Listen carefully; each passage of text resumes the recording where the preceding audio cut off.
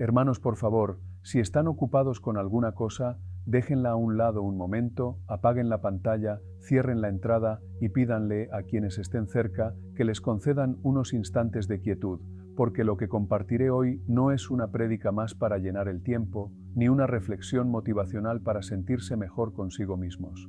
Se trata de una alerta grave que llegó a mis manos hace exactamente 48 horas, y desde entonces no he tenido tranquilidad en mi espíritu hasta poder compartirla. Estamos por llegar a una fecha que en el calendario parece un día común, pero que en lo espiritual se anuncia como un día de ruptura. Sé que llegamos cansados, sé que venimos de una semana de comer en exceso, de trasnochar, de gastar recursos que a veces no teníamos, y ahora con las finanzas disminuidas y el cuerpo agotado, nos topamos con la realidad de enero. Pero es justo ahí, en medio de esa distracción y esa preocupación por las obligaciones, donde el adversario ha colocado su trampa.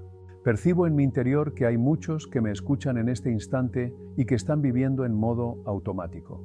¿Vas a la congregación? Sí, pero tu pensamiento está en la deuda. Oras, sí, pero tus palabras no traspasan el techo porque estás exhausto espiritualmente por todo el trajín de diciembre. Si tú sientes esa carga, esa sensación de que el año comenzó, pero tu espíritu sigue adormecido, quiero que hagamos un acto de fe en este momento para romper esa inercia. No continúes escuchando como un espectador pasivo. Ahí en los comentarios quiero que proclames tu despertar con premura. Escribe: Señor, despierta mi espíritu y ponme en vigilancia. Hazlo ahora. Al escribirlo, estás quebrando la pasividad.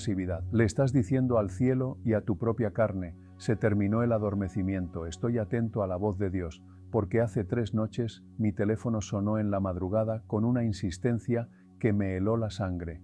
No era una llamada ordinaria, era de un siervo de Dios, a quien respeto profundamente, un anciano de fe, llamémosle el hermano Samuel.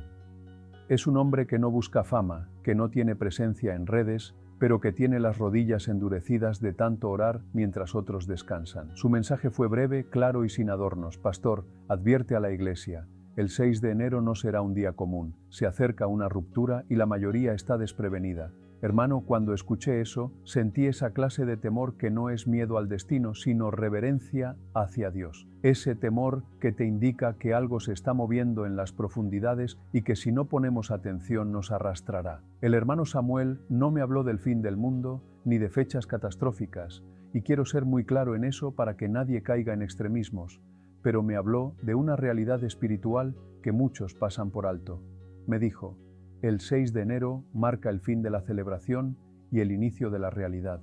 Y piénsenlo bien, el lunes 6 de enero para muchos terminan las vacaciones, se guardan los adornos, se enfrenta la realidad de los gastos escolares, del trabajo. Y el Señor le mostró que el enemigo ha estado esperando con paciencia a que los creyentes bajen la guardia entre tanta festividad. Mientras tú estabas distraído abriendo obsequios o preocupado por la cena, las tinieblas estaban trazando su entrada. La visión que recibió este anciano fue clara. El 6 de enero se abrirá una puerta de presión espiritual y aquellos que lleguen a ese día vacíos, agobiados emocionalmente y desconectados de la fuente, sufrirán un golpe evitable.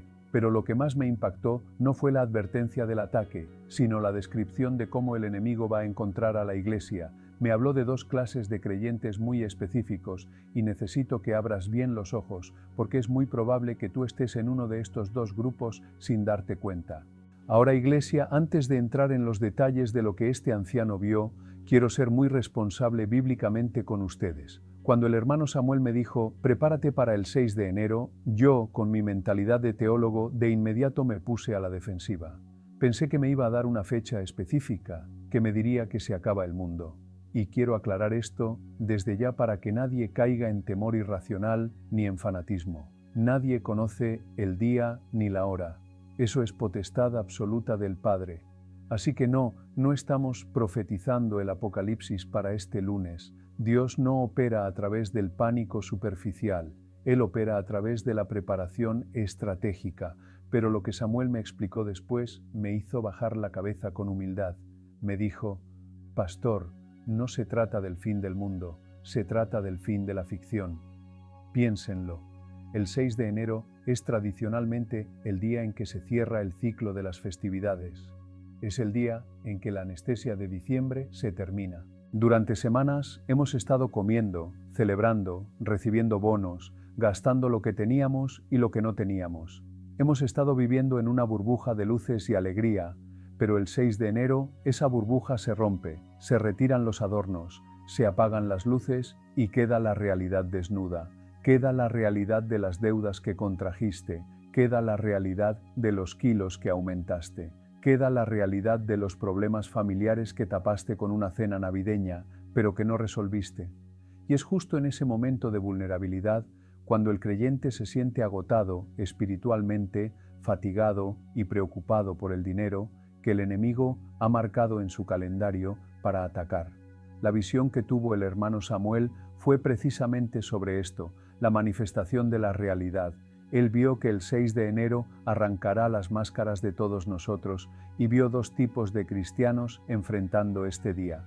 Dos grupos que por fuera se ven idénticos, pero que por dentro son polos opuestos. El anciano me describió con lágrimas en los ojos al primer grupo, los llamó los creyentes de Sala. Hermanos, presten atención porque esto nos confronta a todos. Me dijo, vi casas hermosas por fuera, tenían luces, tenían coronas en la puerta, se escuchaba música cristiana, la gente adentro estaba bien vestida, sonriendo, levantando las manos. Son creyentes que tienen su vida espiritual organizada como una sala de visita. Todo está impecable para que lo vean los demás. Tienen los cuadros bíblicos en la pared, tienen la Biblia abierta en la mesa de centro, tienen el lenguaje correcto. Dios te bendiga, amén, aleluya. Pero en la visión, el Señor llevó a Samuel a los cuartos traseros de esas casas, y cuando se abrió la puerta del dormitorio, cuando se abrió el armario, cuando se miró debajo de la alfombra, había podredumbre, había desorden, había pecado oculto. Eran creyentes que en la iglesia lloran, pero en su casa gritan e insultan a sus hijos. Creyentes que publican frases de fe en redes sociales, pero su historial de navegación en Internet está lleno de impureza. Creyentes que diezman el domingo, pero el resto de la semana hacen negocios turbios o no pagan lo que deben.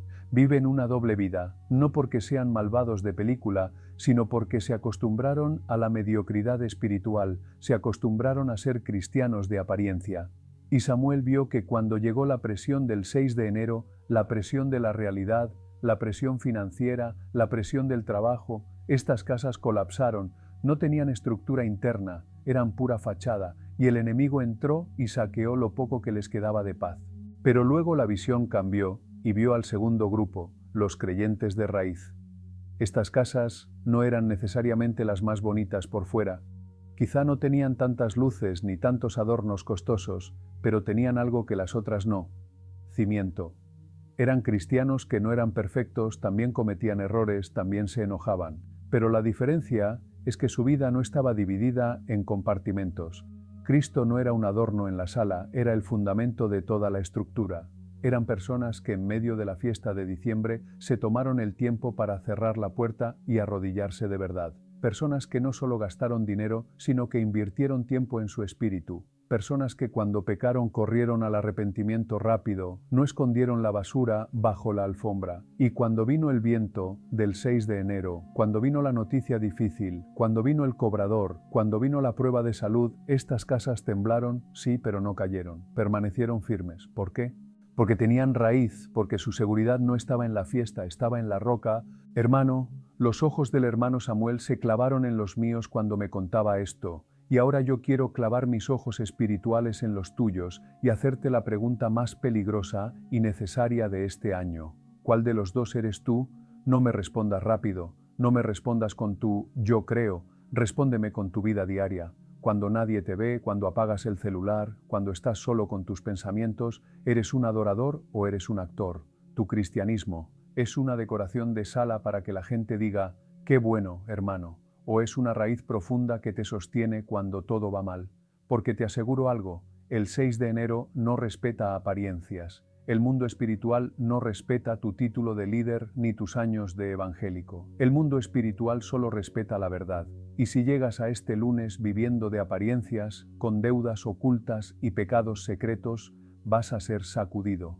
Pero la buena noticia es que todavía estamos a tiempo.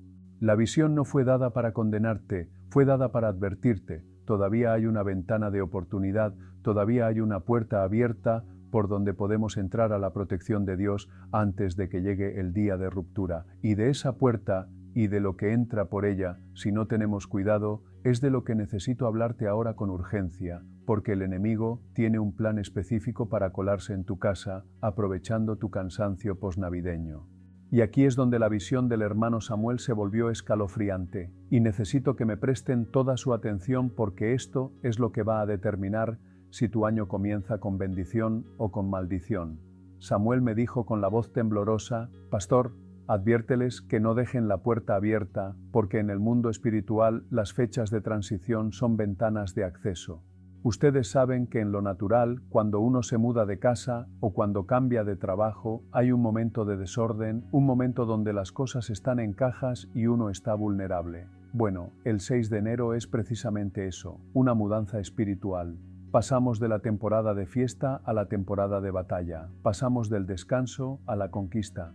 Y el enemigo, que es un estratega milenario y no descansa, sabe perfectamente que la mayoría de los cristianos hacen esa mudanza con la guardia baja. Él sabe que vienes cansado, sabe que tu disciplina de oración se relajó en diciembre, sabe que comiste de más y oraste de menos, y justo ahí, en esa grieta del cansancio, es donde Él quiere meter el pie para que no puedas cerrar la puerta. Ahora, seamos prácticos porque a veces somos muy místicos y no vemos lo obvio. ¿Qué es lo que entra por esa puerta si no estamos alertas este lunes? No esperes ver un demonio con cuernos sentado en la sala de tu casa asustando a los niños. Él ya no usa esas tácticas viejas porque sabe que si te asusta tú vas a orar. Su táctica para este 2026 es mucho más sutil y peligrosa. Lo que el hermano Samuel vio entrar por las puertas de los creyentes de Sala fue una nube de apatía y pesadez. Ese sentimiento extraño que te agarra el lunes por la mañana donde dices: ¡ay, qué flojera ir a trabajar! ¡Ay, no tengo ganas de leer la Biblia hoy! Mejor empiezo la dieta el otro mes. Parece cansancio natural, pero escúchenme bien, es un espíritu de estancamiento. El enemigo quiere que empieces el año arrastrando los pies, quiere ponerte plomo en las alas, porque si él logra que tú pierdas el impulso en la primera semana de enero, sabe que tiene ganado el resto del año. Él sabe que un cristiano sin pasión es un cristiano inofensivo, y hay otro ladrón que entra por esa puerta, uno muy cruel que ataca directamente tu paz mental, el espíritu de culpa financiera y escasez.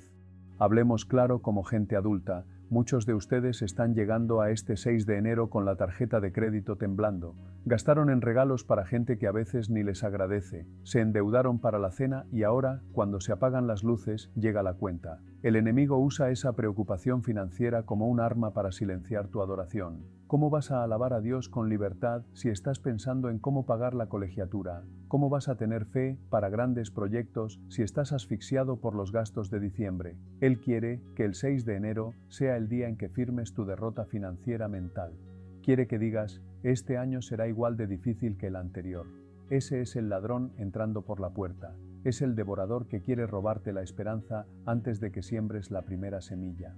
Y finalmente, el tercer enemigo que Samuel vio colarse en los hogares desprevenidos fue la división por tonterías. Fíjense bien en lo que va a pasar en estos días en muchas casas. Peleas ridículas, discusiones con el esposo porque no recogió el árbol de Navidad, gritos a los hijos porque no se quieren levantar temprano para la escuela, tensión con la suegra.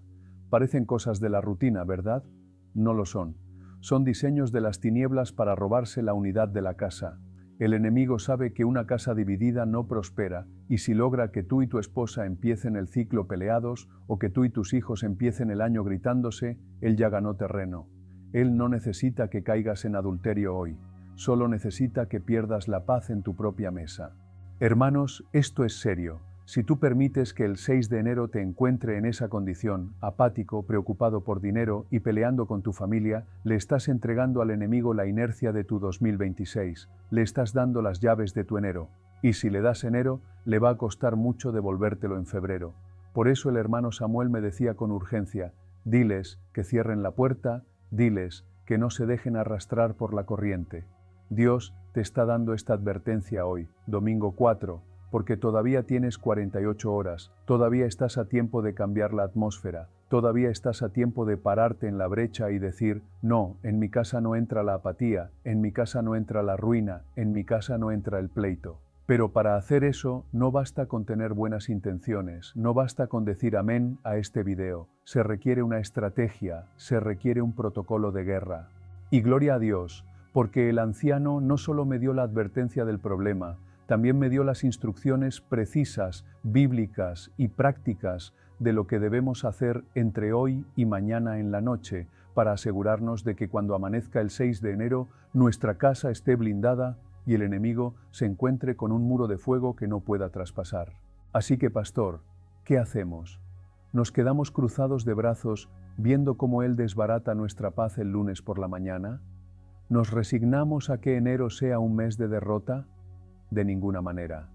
Nosotros no somos hijos de la derrota, somos hijos de la resurrección. Pero escúchenme bien, Iglesia, las batallas espirituales no se ganan con buenas intenciones, se ganan con estrategia. Él es organizado, y la única forma de vencer a un enemigo organizado es siendo una iglesia disciplinada. El hermano Samuel fue muy enfático en esto, me dijo: «Hijo, diles que no basta con orar, Señor, bendíceme». Tienen que levantar un muro, y para levantar ese muro antes del 6 de enero hay 3 instrucciones sagradas que debemos activar ya mismo. No mañana, no cuando tengas tiempo, ahora.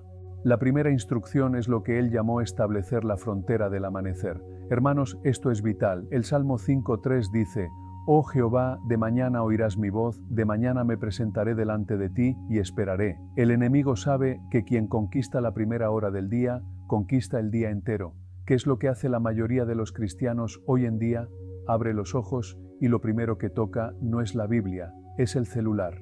Revisa los mensajes, ve las noticias malas, ve la vida perfecta de otros en redes sociales y sin darse cuenta ya le entregaron la primicia de su mente al sistema del mundo. Antes de levantarse de la cama ya están contaminados, ya están ansiosos. El protocolo para estos días es radical. Gánale al sol entre hoy, mañana y el lunes. Quiero que hagas el sacrificio de levantarte antes de que el mundo te exija atención. Levántate 15-20 minutos antes de lo normal y en ese silencio, antes de ver cualquier pantalla, declara tu identidad. Párate en medio de tu sala y di: «Señor, este día es tuyo, yo soy tu hijo, mi mente está cubierta con tu sangre, hoy no recibo noticias de muerte, hoy recibo noticias de vida». Cuando tú haces eso, estás marcando el territorio, estás poniendo una frontera espiritual que dice: «Diablo, aquí no pasas, mi día ya está consagrado». Si tú esperas a orar en la noche, cuando ya estás cansado y golpeado por los problemas, estás orando a la defensiva, pero cuando oras al amanecer, estás orando a la ofensiva, estás golpeando primero. La segunda instrucción es algo que a muchos les va a parecer simple, pero es profundamente espiritual. Limpieza de territorio. El hermano Samuel me dijo: «Diles que el desorden físico atrae el desorden espiritual. Miren sus casas cómo están después de las fiestas. Hay desorden acumulado, hay cosas rotas, hay regalos que trajeron malas vibras. No podemos pretender que el Espíritu Santo de orden habite con libertad en medio del caos». Josué 7 nos enseña que el pueblo de Israel no podía ganar la batalla porque había una anatema, algo maldito o indebido escondido en la tienda de Acán. Quiero que te tomes un tiempo hoy mismo o mañana para caminar por tu casa con ojos espirituales. Limpia, ordena, saca la basura, pero ve más allá. Revisa qué has dejado entrar a tu hogar. ¿Tienes objetos que están ligados a la suerte, al horóscopo o a la idolatría? ¿Tienes libros o películas que glorifican la oscuridad? A veces decimos: «Ay, pastor, es solo un adorno». No, para el mundo espiritual es un derecho legal. Saca la anatema de tu casa. Dile al Señor: «Padre, mientras limpio esta casa física, estoy limpiando mi casa espiritual. Saco todo lo que estorba tu santidad». Cuando tú pones orden físico, tu mente se aclara y la atmósfera de tu hogar se vuelve ligera. La pesadez se tiene que ir porque ya no tiene dónde esconderse. Y esto nos lleva a la tercera instrucción, que es la más importante para proteger tu mente y tus emociones este lunes. Vestirse con la armadura, no con la pijama. Y no me refiero a la ropa de tela, me refiero a Efesios 6. El gran error de los cristianos es que salen a la calle desnudos espiritualmente. Salen a enfrentar al jefe difícil, al tráfico, a las deudas, sin cobertura. Y por eso cualquier dardo de fuego los hiere, por eso una mala mirada los deprime, Por eso, una mala noticia los tumba. El protocolo es este. Antes de salir el 6 de enero, lee Efesios 6 en voz alta. Ponte el yelmo de la salvación. ¿Para qué? Para proteger tu mente de los pensamientos de culpa financiera. Cuando Él te diga, estás arruinado, el yelmo te recuerda, soy salvo y mi Padre es dueño del oro y la plata. Ponte la coraza de justicia para proteger tu corazón de las ofensas. Si tu esposo te habla mal, si tu hijo te desobedece, la coraza impide que esa flecha te amargue el corazón. Entiende que tu lucha no es contra tu familia, tu lucha no es contra el banco, tu lucha es contra principados que quieren robarte el gozo. Cuando tú entiendes eso, dejas de pelear con la gente y empiezas a pelear en el espíritu. Hermanos, estas tres cosas, conquistar el amanecer, limpiar el territorio y vestir la armadura, son el fundamento. Si tú haces esto, ya estás ganando el 80% de la batalla. Pero falta el golpe final, falta lo que vamos a hacer la noche de mañana, la noche del 5 de enero, porque hay un momento específico, una hora cero, donde debemos poner el sello de protección sobre nuestra puerta, tal como lo hicieron los israelitas en Egipto, con la sangre del cordero. Y quiero guiarles paso a paso en cómo hacer esa ceremonia familiar de sellamiento, porque será el acto profético que dejará al devorador fuera de tu casa para todo el 2026. Y ahora, hermano, llegamos al momento cumbre de esta preparación. Hemos hablado de conquistar la mañana y de limpiar la casa, pero todo eso nos lleva a un punto específico en el tiempo, una hora cero, donde se define quién entra y quién se queda fuera de tu hogar. Me refiero a la noche de mañana, la noche del 5 de enero. El hermano Samuel me insistió mucho en esto. Pastor, diles que no se vayan a dormir esa noche como cualquier otra. Diles que esa es la noche del sello. El mundo estará distraído, muchos estarán viendo televisión, otros estarán guardando los adornos de Navidad con nostalgia, otros estarán sacando cuentas con preocupación, pero tú vas a estar en una misión espiritual. Y quiero hablarte a ti, específicamente a ti, que tal vez te sientes solo en esto. Sé que muchos de ustedes están pensando, Pastor, yo quisiera hacer esto con mi familia, pero mi esposo no es creyente o mis hijos adolescentes se van a burlar si les digo que vamos a ungir la casa. Escúchame bien, no te preocupes, no necesitas hacer un espectáculo religioso, no necesitas obligar a nadie a sentarse en la sala si no quieren. Recuerda que en el Antiguo Testamento, cuando el sumo sacerdote entraba al lugar santísimo para pedir perdón por el pueblo, entraba solo. Él llevaba los nombres de las 12 tribus en su pecho, pero él entraba solo a la presencia de Dios. Tú eres el sacerdote o la sacerdotisa de tu hogar. Tu fe es suficiente para cubrir a los que están bajo tu techo. La santidad de uno, dice la Biblia, santifica a los demás. Así que si te toca hacerlo solo mientras todos duermen, hazlo solo. A veces las oraciones más poderosas son las que se hacen en el silencio de la noche cuando nadie te ve más que Dios y los ángeles. Entonces, ¿qué vas a hacer mañana en la noche antes de que el reloj marque las 12 y entremos al 6 de enero? Vas a ir a la puerta principal de tu casa. Esa puerta física representa la entrada espiritual de tu vida. Si tienes aceite, úsalo como símbolo del Espíritu Santo. Si no tienes, usa tu propia mano, porque tu mano está consagrada para bendecir. Vas a poner tu mano en el marco de esa puerta y vas a levantar un muro de fuego con tu boca. No es un rezo repetido, es un decreto legal. Vas a empezar a nombrar a cada miembro de tu familia uno por uno. Vas a decir, Señor, yo pongo el nombre de mi esposo, pongo el nombre de mis hijos bajo la cobertura de tu sangre. Y ahí, en ese umbral, vas a prohibirle la entrada a los espíritus que mencionamos antes. Vas a hablar con autoridad y vas a decir, espíritu de división, que quieres entrar este año para destruir mi matrimonio, te prohíbo la entrada en esta casa. Reina la paz de Cristo. Vas a pelear por la mente de tus hijos.